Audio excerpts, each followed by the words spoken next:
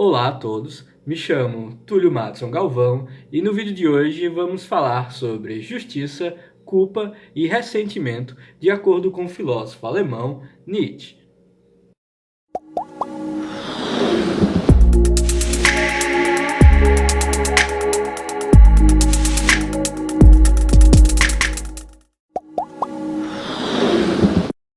Para comentar a culpa e o ressentimento em Nietzsche, vamos utilizar a segunda dissertação da obra A Genealogia da Moral, intitulada Culpa, Má Consciência e Coisas Afins. Nessa dissertação, Nietzsche investiga a origem da culpa e da má consciência através de seu método genealógico. Para o filósofo alemão, a origem da culpa como valor moral tem origem no valor da responsabilidade e confiança, ou seja, na capacidade de prometer e cumprir com a palavra. Os humanos, dirá Nietzsche, são os únicos seres capazes de fazer promessas, ou seja, de empenhar o futuro em nome de uma palavra dada no passado. A consequência direta dessa capacidade de prometer é uma massificação do homem, um tornar-se igual entre iguais, já que pessoas confiáveis precisam ser constantes. Esse valor da confiança e responsabilidade está relacionado, portanto, com uma dívida, baseado na promessa. Daí a necessidade da memória para alguém tornar-se confiável. Nietzsche irá defender, em contrapartida, o valor do esquecimento.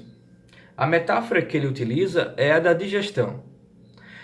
Do mesmo modo como ocorre em nosso sistema digestivo, na digestão física, no processamento de alimentos, aquilo que nós ingerimos é logo assimilado pelo corpo e depois não resta mais vestígios. Do mesmo modo, dirá Nietzsche, deve ocorrer também no âmbito psíquico. Aquelas pessoas que abrem mão do presente em nome de uma promessa passada tornam-se pessoas fechadas para o novo, deixam de viver. Daí a importância do esquecimento. Mas o que acontece com aquele que descumpre suas promessas? Aí entra a relação entre credor e devedor.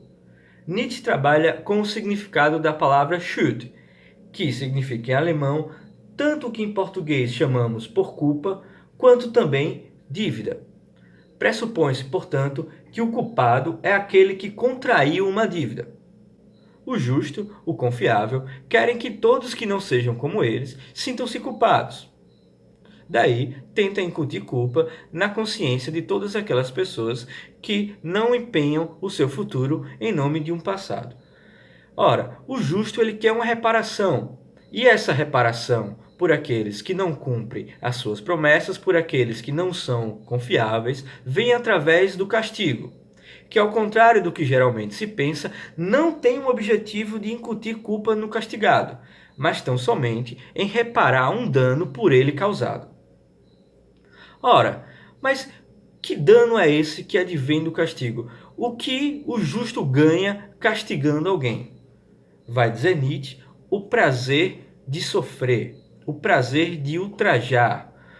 Veja o seguinte exemplo. Imagina que Pedrinho é um menino problemático. Pedrinho, desde pequeno, sempre aprontou e sua mãe sempre o castigou. Pedrinho agora tem 8 anos e Pedrinho continua aprontando. E Pedrinho apanha há 8 anos. A questão é, já teria dado tempo de Pedrinho ter se arrependido, caso seja a culpa o objetivo do castigo. Mas Pedrinho não sente culpa. Aliás, dirá Nietzsche, o que menos você encontrará nas penitenciárias são pessoas culpadas. A questão que se coloca aqui é, por que a mãe de Pedrinho continua batendo nele? Para Nietzsche, a mãe de Pedrinho continua batendo nele porque ela quer reparar os danos causados por Pedrinho através do prazer que ela terá ao dar-lhe uma boa surra. Portanto, o castigo serve para reparar o dano através do prazer de ultrajar, não para incutir culpa no castigado. O justo, com isso, adquire uma espécie de direito dos senhores, que através do castigo lhe dá o poder de subjugar, humilhar e desprezar, e até mesmo tirar a vida do seu devedor. E ele vai citar lá o caso no Egito, onde se você morresse e tivesse em dívida com alguém, esse seu credor tinha o direito, inclusive, de ultrajar o seu corpo, de ultrajar o seu cadáver. Ora, vamos imaginar um exemplo para tentar tornar isso mais claro. Imagine que eu só tenho 2 camelos. Isso é tudo que eu tenho, são todas as minhas posses. Imagine agora que alguém me pede emprestado esses camelos para fazer uma travessia no deserto. E, chegando lá, há uma tempestade e esses 2 camelos morrem. Essa pessoa também não tem nenhum bem, também não tem nenhuma propriedade. A questão aqui é como ela vai reparar o dano que eu sofri ao perder meus 2 camelos. Ora, se ela não tem uma outra propriedade para me oferecer, o que me resta é o prazer de vê-lo sofrer através do castigo. O justo, portanto, também é um justiceiro em potencial, é antes de tudo um ressentido, porque essa é a característica dos ressentidos. Nas palavras de Nietzsche, essa inversão do olhar que estabelece valores, esse necessário dirigir-se para fora em vez de voltar-se para si, é algo próprio do ressentimento. O ressentido, portanto, é aquele que cultiva dentro de si o que Nietzsche chama de forças reativas, ou seja, é aquele que estabelece o seu valor baseado no outro. É aquele que diz, eu sou bom porque ele é ruim. Ou seja, o meu valor não está em mim mesmo. O meu valor está na contraposição que eu tenho, no antagonismo que eu tenho em relação a um outro. Geralmente, os tipos ressentidos são aqueles que, por se sentirem muito baixos, tentam rebaixar todos que estão à sua volta. Daí, vai dizer Nietzsche, que surge a ideia de justiça. A gênese da ideia de justiça é a crueldade. O homem justo tem que cobrar a sua dívida. E o faz através do sofrimento do devedor. Para Nietzsche, todos nós temos um certo prazer em ver outras pessoas sofrer. Em suas palavras, ver sofrer faz bem, fazer sofrer mais bem ainda.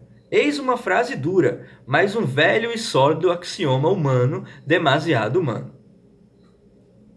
Basta observar, para corroborar essa tese de Nietzsche, um dos quadros da TV aberta que está há mais tempo no ar, em pleno horário nobre da principal emissora do país, no ar todo domingo há décadas. Vocês já devem ter rido em algum momento das videocassetadas. A própria vinheta do quadro nos chama a alegria. Diz ela, sorria, tire a tristeza dessa cara. Para em seguida apresentar pessoas sofrendo, para o deleite da audiência. Agora é hora de alegria, é hora das videocassetadas!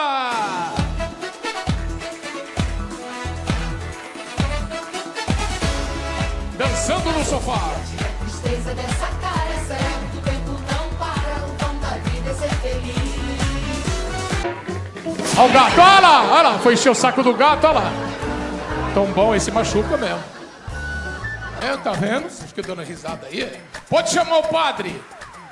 Chama o padre, meu. Pode chamar o padre, da extrema unção nisso aí.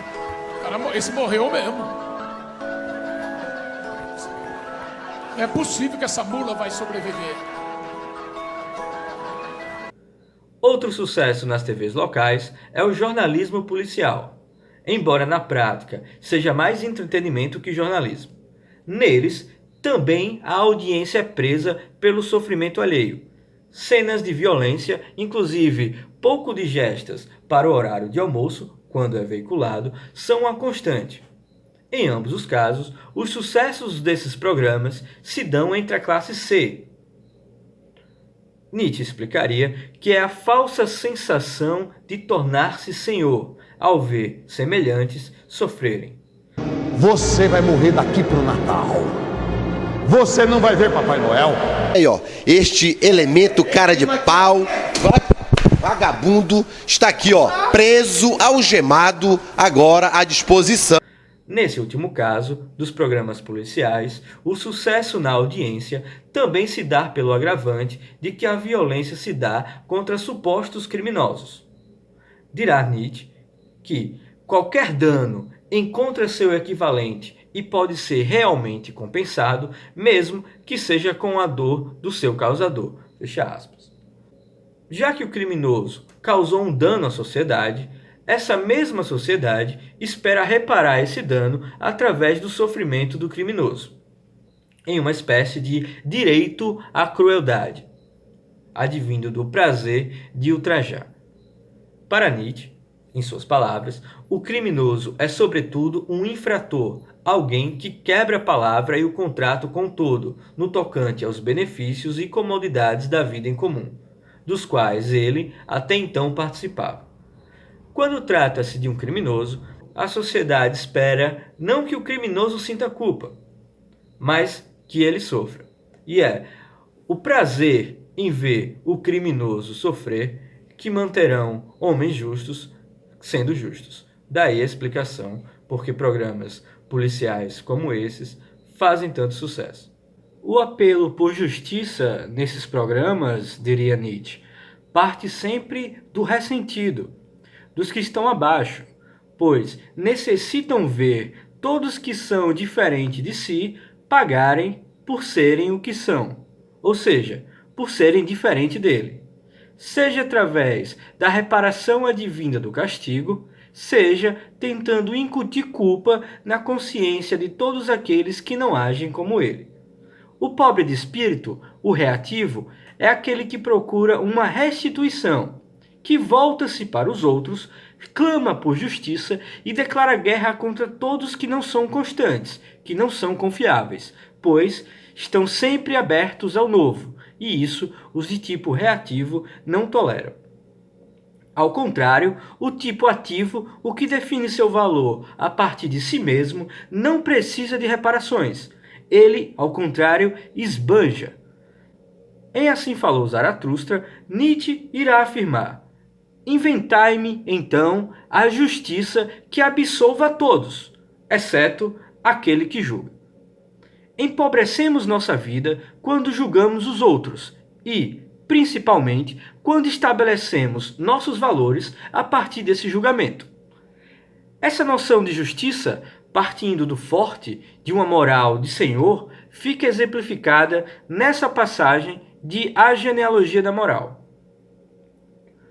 O quanto de injúria ele pode suportar sem sofrer é, por fim, a própria medida de sua riqueza. Não é inconcebível uma sociedade com tal consciência de poder que se permitisse o seu mais nobre luxo, deixar impunes os seus ofensores. Que me importam meus parasitas? Diria ela. Eles podem viver e prosperar. Sou forte o bastante para isso. O clamor por justiça, portanto, parte sempre dos fracos, dos ressentidos, daqueles que Nietzsche identifica como tendo uma moral dos escravos. Por hoje é isso, espero que tenham gostado e até mais.